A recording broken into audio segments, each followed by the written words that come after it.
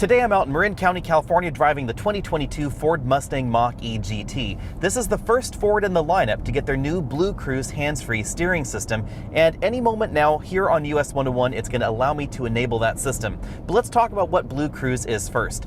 This is not an autonomous driving system. This is semi-autonomy. So this is hands off the steering wheel, eyes still on the road.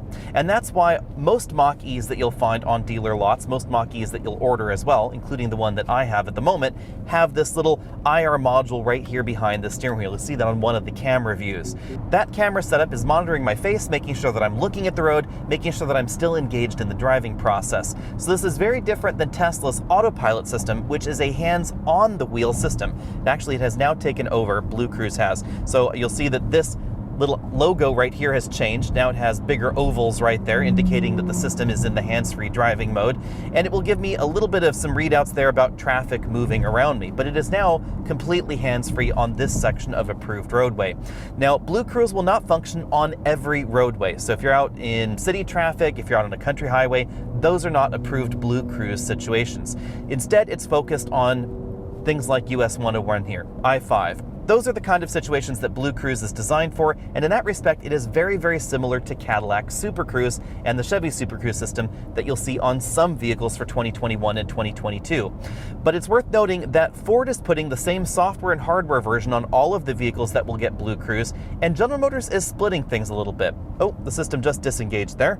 So far, one disengagement, it's now let me go back there. I think it was because of that freeway entrance and some unclear lines on the road.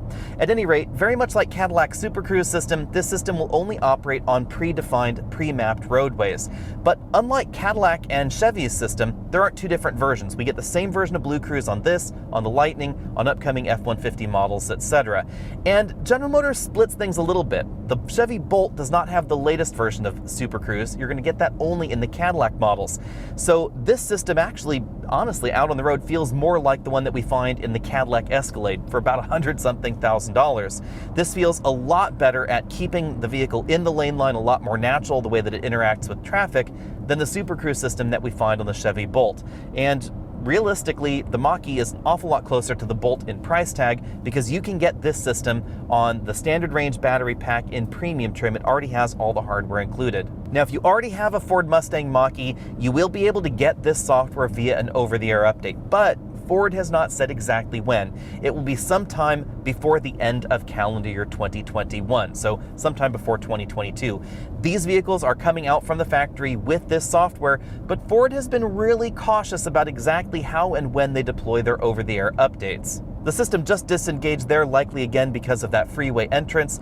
I should mention that I am in the far right lane on US 101 at the moment because the speed limit here is 55. You'll see that on one of the camera angles here.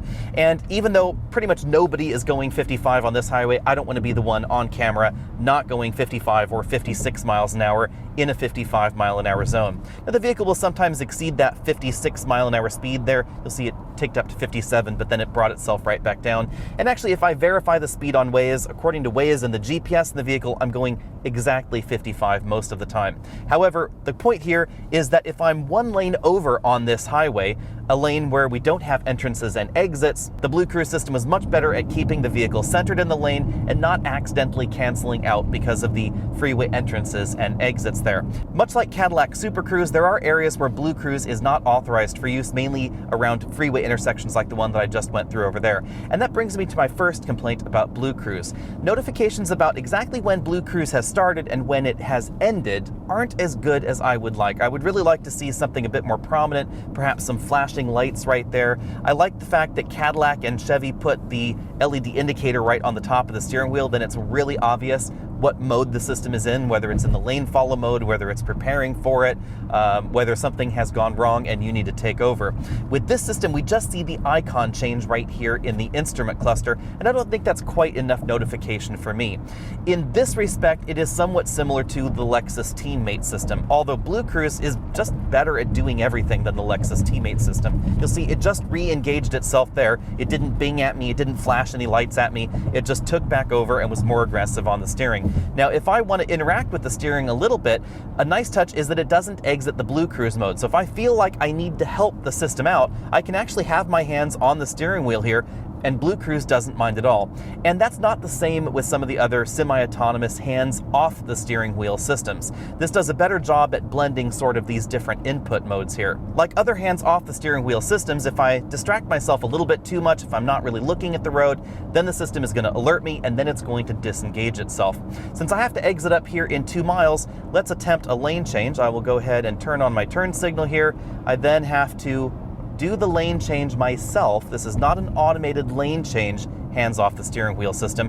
Once I'm in the lane, it will then re-engage itself. So that is a little bit different than some of the other tech that we're seeing coming on the market, most notably, again, Cadillac SuperCruise. But what I like about this is the price point. It is an awful lot less expensive than SuperCruise, and it's going to be on more models as well. Ford is really being aggressive at launching the system. So again here, turn on this turn signal here, look to the right, it's disengaged itself. I move over into the lane, turn off the turn signal, I've completed the maneuver, BlueCruise re-engages itself. So if you're hoping for a little bit more automation, this system is not exactly going to do that. It's not going to suggest lane changes like we do see in the Lexus Teammate system. That system will suggest lane changes, complete them for you if you say okay as well. Up here we have some vehicles merging onto the highway pretty slowly. Let's see how the system behaves. Radar adaptive cruise control functions pretty much like regular adaptive cruise control. Pretty aggressive on the braking there, kept a pretty long distance, but didn't cancel out of the system at all. And even though right now I'm in an exit-only lane, BlueCruise is still active. According to the nav system, which is talking right now, I need to leave the highway in 3/4 of a mile, so I'm going to go ahead and move over 1 lane. We'll then take the exit, and obviously the BlueCruise experience will be over because we'll be on a surface street. But bottom line, I have to say I'm pretty impressed with BlueCruise so far. I've only been able to drive it for about 15 miles or so. It's disengaged a few times, but then I was able to repeat that 15 miles on the road in a different lane, and it only disengaged once. The way the system behaves definitely is lane dependent. If you're in the far right lane and there are a lot of freeway entrances and exits, especially complicated intersections, then the software seems to give up a little bit easily there. But if you're in the middle lane or the left lane, the system does not seem to error out nearly as often. Be sure and let me know what you think about that down there in the comment section below, and is BlueCruise something that you're really interested in your next vehicle? Hopefully this will be available in my Mach-E for a longer term test very shortly. Again, Ford has not said exactly when that over-the-air update will be available, just sometime later this year. Now, not a whole lot of this year left. Right now it's early October when I'm filming this video. We only have October, November, and December to go. So hopefully it will be sometime in October or November, and I'll be able to post a more detailed video on that coming up soon. I'll see all of you later.